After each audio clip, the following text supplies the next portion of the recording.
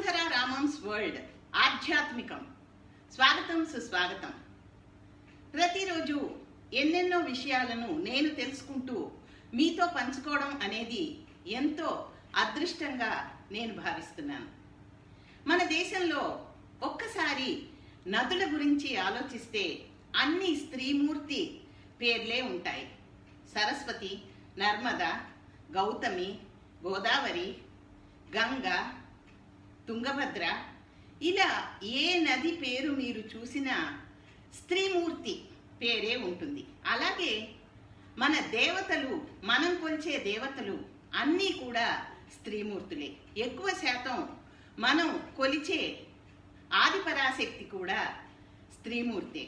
అంటే మన వేద పురాణ ఇతిహాసాల్లో, మన ధర్మంలో స్త్రీకి ఎంతో ముఖ్యమైన పాత్రను ఇచ్చారు అని నాకు అర్థమవుతూ ఉంటుంది.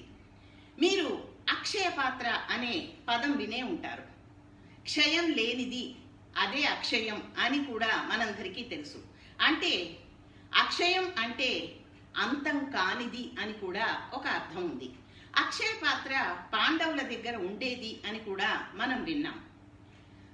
పాండవులు 14 సంవత్సరాల వనవాసం చేస్తున్నప్పుడు ధర్మరాజుకి ఒకసారి ఒక అనుమానం, ఒక బాధ కలిగిందట. ఇంతమంది పురుషులు, ఇంతమంది బలవంతులు కలిగి ఉండి రాజకుమారి అయిన ద్రౌపదితో పాటు వనవాసం చేస్తున్నప్పుడు తమని కలవడానికి వచ్చే స్నేహితులు, అలాగే ఎంతో రకాల సైనికులు, వేరే వేరే దేశాల బాధితులు, వీరందరూ తమ దగ్గరికి వచ్చినప్పుడు వారికి అన్ని రకాల సపర్యలు, కడుపు నిండా భోజనం పెట్టడానికి తమ వద్ద శక్తి లేదే అని చాలా బాధపడ్డాడట. అప్పుడు ఆయన ఈ విషయమై ఎంతో బాధపడి సూర్య భగవానుడిని ప్రార్థిస్తే సూర్య భగవానుడు ఆయనకు ప్రసాదించినదే అక్షయ పాత్ర. అక్షయ పాత్ర లభించగానే ఆ ఇంటి ఇల్లాలైన ద్రౌపదీ మాతకి అక్షయ పాత్రని ధర్మరాజు అందజేయడం జరిగింది. అంటే ఇంటి ఇల్లాలు అనేది క్షయం లేకుండా అక్షయంగా అన్నం పెట్టడం కానీ, అభివృద్ధిని చేయించడం కానీ, గృహంలో సుఖ సంతోషాలు వెళ్లి విరిసేట్టుగా చేయడం కానీ స్త్రీమూర్తికే సాధ్యం. కాబట్టి ఆ అక్షయ పాత్రని ధర్మరాజు ద్రౌపదీ మాతకి అందించడం జరిగింది. ద్రౌపదీ మాత కూడా ఎంతో సంతోషించి ఆ రోజు నుంచి వచ్చే అతిథి అభ్యాగతులకు కడుపు నిండా భోజనం పెట్టి తను పూజించేది. ఇక్కడ సాంప్రదాయ ప్రకారం స్త్రీమూర్తికి ఇంటి అధికారం ఇస్తూ 3 ముళ్ళు వేసుకున్న తర్వాత భర్త, గృహానికి అధిపతివి నువ్వే, నా గృహాన్ని రక్షించాల్సింది నువ్వే, నీ ఆధీనంలోనే మేమందరం నడుస్తాం అని తను చెప్పి అలాగే నడుచుకుంటాడట. అలాంటప్పుడు స్త్రీమూర్తి ఎప్పుడూ కూడా గృహంలో వంట చేసిన తర్వాత అతిథి అభ్యాగతులకు, వచ్చిన స్నేహితులకు, అలాగే చుట్టాలకి, పిల్లలకి, భర్తకి, తోటివారికి, స్నేహితులకి, కుటుంబ సభ్యులకి, అందరికీ, అలాగే పశుపక్షాదులకి, ఆ ఇంటిని ఆధారంగా చేసుకొని నివసించే జీవరాశులకు కూడా ఆహారం అందించిన తర్వాతే తను భోంచేయాలట. ఈ విషయం మనం తెలుసుకున్నప్పుడు ఒక విషయం అర్థమవుతుంది. ఒక స్త్రీమూర్తికి ఇతరులకి కడుపు నిండా అన్నం పెట్టడంలోని ఆనందం అది అనుభవించిన వారికే తెలుస్తుంది. ఆ విధంగా ద్రౌపదీ మాత ఎన్నో రోజుల పాటు అతిథి అభ్యాగతులకు అక్షయ పాత్రతోనే భోజనం వడ్డించి గౌరవించేదట. ఇది ఇలా ఉంటే దూర్వాస మహాముని రావడం, ఆయన అన్ని తనకు ఉన్న శిక్షగణాలందరినీ పట్టుకొని రావడం జరిగింది.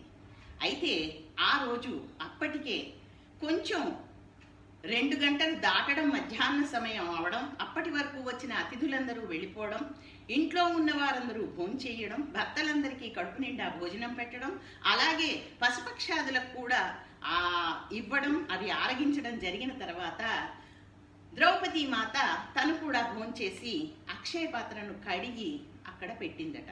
అప్పుడొచ్చిన దూర్వాస మహాముని తనతో పాటు తన శిష్యగణాలందరికీ కూడా అతిథి సత్కారాలు చెయ్యమని, కడుపు నిండా భోజనం పెట్టమని ఆవిడకి ఆజ్ఞాపించడం జరిగింది. దిక్కుతోచని ద్రౌపదీమాత ధర్మరాజు దగ్గరికి వెళ్తే ఆయన మాత్రం ఏమీ చెయ్యలేకపోయారు. అయితే అప్పుడు శ్రీకృష్ణ పరమాత్ముడిని తలుచుకోవడం, శ్రీకృష్ణ పరమాత్ముడు వచ్చి ఆ అక్షయ పాత్రలో వెతికి వెతికి ఒక మెతుకు ఉండడం గమనించి ఆ మెతుకును తను భోంచేసి బ్రేమ్మని తేల్చి అక్కడి నుంచి వెళ్ళిపోయారట. ఈ ఒక్క చర్య వల్ల దూర్వాస మహామునికి, అతనితో వచ్చిన శిష్యగణాలందరికీ కూడా వారు నదిలో స్నానమాచరించి భోజనానికి వచ్చే లోపుగానే భుక్తాయాసం వచ్చిందట. అంటే ఇక్కడ మీరు అర్థం చేసుకోవాల్సింది స్త్రీమూర్తి ఇంటి ఇల్లాలు చేయాల్సిన ఒక పని గురించి. ఏంటంటే మన పూర్వీకులు అంటే మా తరం వరకు కూడా ఎప్పుడు సరిపడా ఆహారం వండడం అనేది ఉండేది కాదు. అంటే మనం భోంచేసిన తర్వాత మధ్యాహ్నం కానీ రాత్రి కానీ అనుకోకుండా వచ్చిన అతిథికి కడుపు నిండా భోజనం పెట్టగలిగినంత భోజనాన్ని కొంచెం ఎక్స్ట్రాగా వండి ఉంచడం అనేది జరిగేది. ఆ తర్వాత ఆ మర్నాడు అది మిగిలిపోతే పశుపక్షాదులకు వెయ్యడం అనేది అనాదిగా ఆచారం. ఎందుకంటే ఇంట్లో ఎప్పటికీ అక్షయమైన ఆహారం ఉండాలి అని చెప్పబడింది. ఇలాంటి సంస్కృతి సాంప్రదాయాలు, అలాగే అక్షయ పాత్ర ఉన్న సంప్రదాయం మనది. అలాగే ఈ రోజుకి కూడా స్త్రీమూర్తి తన కుటుంబ సౌఖ్యాలు చూడనిది, తను ఏ విధమైన సంపదని కానీ సుఖాన్ని కానీ కోరుకోదు. మీరేమంటారు?